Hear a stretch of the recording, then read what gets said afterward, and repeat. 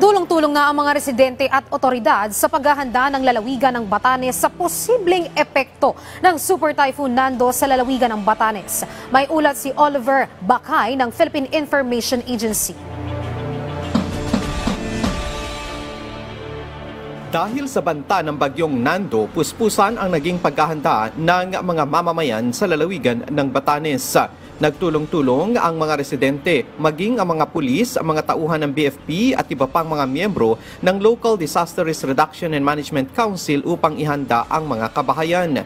Ang mga bubong ay tinalian at naglagay rin ang mga ito ng pabigat upang hindi tangayin ng malakas na hangin. Ang mga bintana naman ay nilagyan ng pantakip. Nagtulong-tulong rin ang mga mangingisda at mga opisyal ng lalawigan upang iahon sa mas ligtas na lugar ang kanilang mga bangkang pangisda dahil inaasahan na malalakas ang daluyong na dulot ng bagyong Nando. Samantala, naghahanda na rin ang DSWD ng mga karagdagang relief goods para sa mga maapektuhan ng bagyo.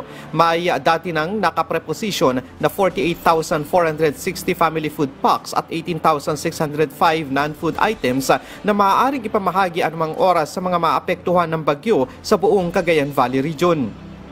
Ayon kay Cagayan Valley OCD Regional Director Leon D.G. Rafael, lahat ng Local Disaster Risk Reduction and Management Council sa buong lambak ng Cagayan, lalo na sa Cagayan at Batanes, ay nakahanda na.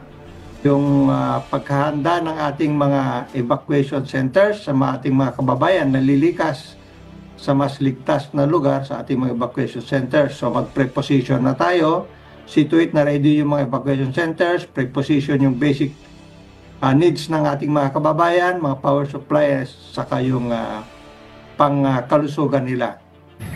Iniutos na rin ng Cagayan Valley Regional Disaster Risk Reduction and Management Council sa lahat ng lokal na pamalaan na i-implementa agad ang preemptive evacuation sa mga maapektuhang mga lugar. Hindi lamang sa mga tao kundi pati sa mga alaga nilang mga hayop. Ayon kasi kay Director Rafael, maraming mga mamamayan ang ayaw magsilikas dahil sa kanilang mga alagang hayop. Mula sa Philippine Information Agency, Cagayan Valley, Oliver Bakay, nag-uulat.